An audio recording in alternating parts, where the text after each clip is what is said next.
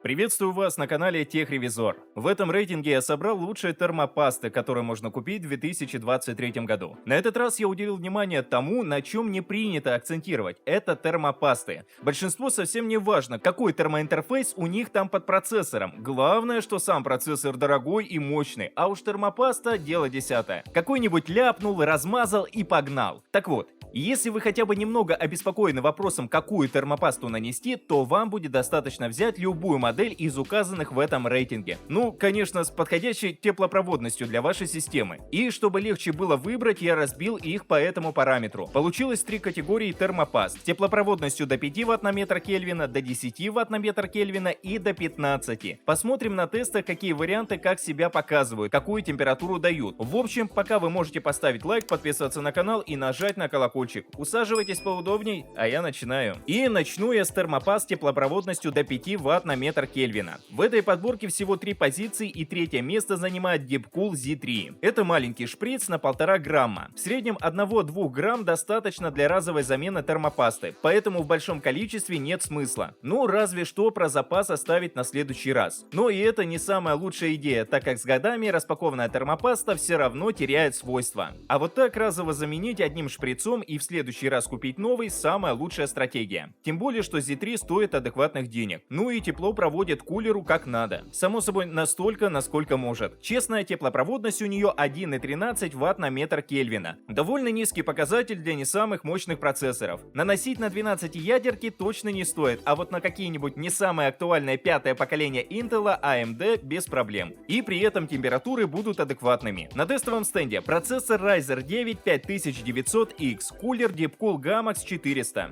Все подробности рассказывать не буду, они все равно меняются у каждой модели. Укажу только основные. Замеряли в программе OCCT LeanPack. И в итоге с этой термопастой процессор нагревался в среднем до 76 градусов. Не самый крутой и радужный показатель, но давайте не забывать, что процессор-то довольно серьезный и горячий. Поэтому вполне ничего такой результат. Если говорить о нанесении, то тут вопросов никаких. Паста умеренно вязкая и мягкая. Легко размазывается по крышке процессора любым способом, хоть лопаткой, хоть пальцем. Правда, единственный и самый главный недостаток Deepcool Z3 — она быстро высыхает. Где-то через год придется мазать по новой, ну а в остальном претензий нет. Второе место занимает Cooler Master SC102. И вот у нее уже таких проблем нет. Она не высохнет даже за 3 года после нанесения, что действительно круто. Поставляется в таком же шприце. Внутри 2 грамма, чего точно хватит для разового обслуживания одного компонента. Зависит это, конечно, от вашего способа нанесения. Если особо тонко размазать, то можно еще и старенький ноутбук обслужить и, например, в видеокарте пасту обновить. В общем, все зависит от вас. Только учтите, что теплопроводность у нее тоже довольно низкая, порядка 0,8 Вт на метр Кельвина. Процессор STDP 95 Вт такой лучше не мазать. Можно, конечно, но лучших температур получится добиться с термопастой, которая имеет теплопроводность побольше. Поэтому больше смысла будет, если нанесете термуху на какой-нибудь более простой проц. Тогда она и температуру вам даст приемлемую. Примерно на таком же уровне, что и прошлая Deepcool Z3. Кардинальной разницы между ними нет, это и по показателю теплопроводности заметно. Поэтому в каком-то отдельном тесте она и не нуждается. Главное, что в той же программе температура показывает адекватная, примерно 75 градусов в среднем. Но опять на горячем процессоре. Более простой и холодный даже до 70 не нагревается, если к нему еще и нормальный кулер поставить. А по своей консистенции Cooler Master SC102 подозрений не вызывает. Она не содержит металлических частиц, это сразу видно по белому цвету.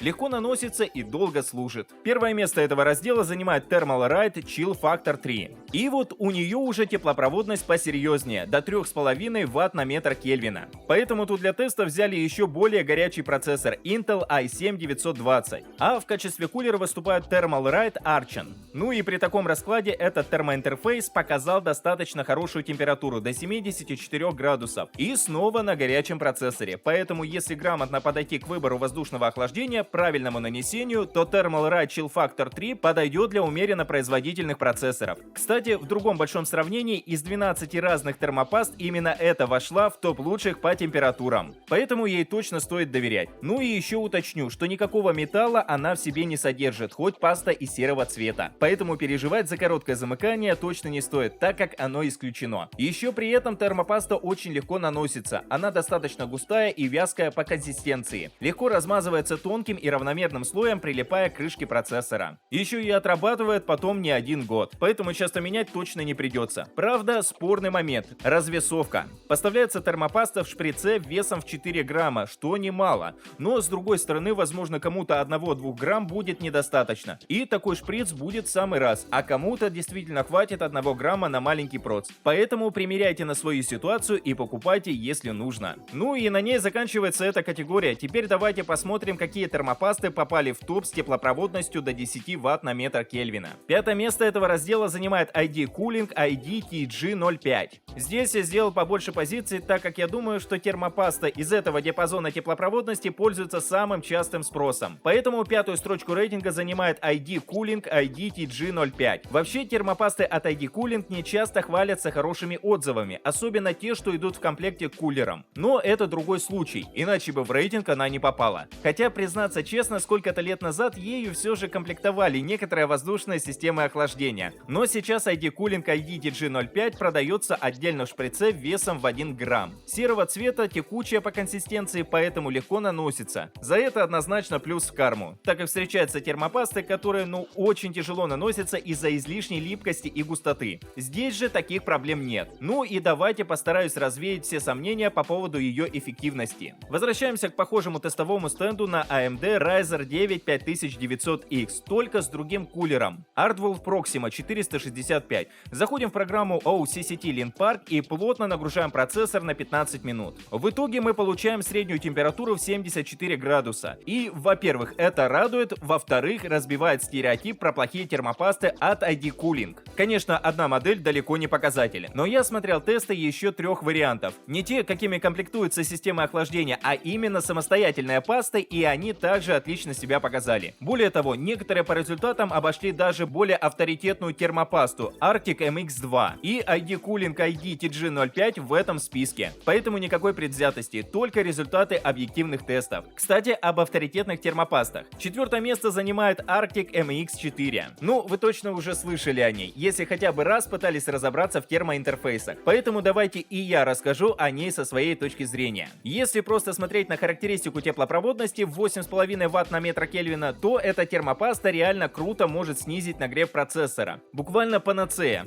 Но не все так радужно. Если вкратце, то производитель немного преувеличил возможности этой термопасты. Безусловно, она хорошая, хорошо проводит тепло на кулер и не заставляет процессор находиться в нагреве. Просто не настолько круто, как это заявил производитель. Давайте посмотрим на нее в деле. Возьмем Core i9 10850K со стоковыми частотами, RTX 3070 Ti и водяное охлаждение Arctic Freeze 2 360. Довольно серьезный сетап, не так ли? Прогнали процессор уже в другом бенчмарке Cinebench R23 и получаем в среднем 80 градусов тепла по Цельсию. И это действительно неплохо для такой-то сборочки. Но для разнообразия давайте хотя бы пару игр возьмем. Например, Far Cry 5. Процессор трудится на всю мощь, выдает 280 Вт, и в пике мы получаем 68 градусов. В пике. Средняя температура составила 45-50 градусов. То есть понимаете, насколько сильно бенчмарки насилуют процессоры в тесте. Far Cry 5 ведь не на минималках тестировали. Ну и сразу скажу, что в Days Gone ситуация сильно не меняется. Тоже нет даже намека на перегрев. Исходя из этого, можно смело похвалить Arctic MX4 на зло всем, кто считает ее устаревшей для сборок 2023 года. Но если так сильно печетесь по этому поводу, то вот более современно Arctic MX6, представленная в 2022 году. Тройку лучших открывает Arctic MX6. Хотя по факту от MX4 она мало чем отличается. Точно такая же заявленная теплопроводность, точно такая же мягкая и тягучая консистенция. Разве что плотнее совсем немного. А так даже на тех же предельных температурах работает. Отличие заключается совсем в мелких деталях, которые не видны в характеристиках. Тем не менее, давайте нагрузим эту термопасту еще сильнее, чтобы интереснее было. Лоб в лоб их сравнивать неинтересно. По этому поводу написана уже одна статья, где демонстрируется превосходство MX6. Поэтому давайте возьмем Core i9 13900K на материнке с новым чипсетом Z690. Подразгоним немного и зайдем в Cinebench R23. Делаем 2 нагрузки по 10 минут, получаем результат. И что же мы видим? 85 градусов в среднем. То есть, если учитывать, что сборка, на которой тестировалась MX6 и еще более производительная, получается, что MX4 прилично так уступила бы ей в разных условиях. Не 15 градусов, конечно, но свои 5-10 забрала бы точно. Поэтому в теплопроводности этой термопасты можно не сомневаться. Ну и по другим характеристикам тоже не придраться. Такого же цвета также легко и равномерно наносится по всей крышке процессора. Только по консистенции будет не такой вязкой и более густой. В общем, действительно хорошая термопаста. Но в очевидный недостаток занесу ее цену. Если самая первая модель, которую мы рассматривали, стоила несколько сотен рублей, то цена этой уже переваливает за 1000. Но, по крайней мере, хотя бы видно, за что платим. Вторую строчку занимает Noctio NT-H2. Заявленная теплопроводность термопасты 8,9 Вт на метр Кельвина. Сразу чувствуется премиальная подача продукта. Сама термопаста поставляется в шприце. Шприц в коробке, и в этой же коробке специальные салфетки для удаления с крышки процессора старой термопасты. Еще на коробке по QR-коду можно найти инструкцию по применению, в которой показано отличие способов нанесения в разных линеек процессоров. Вот это сервис.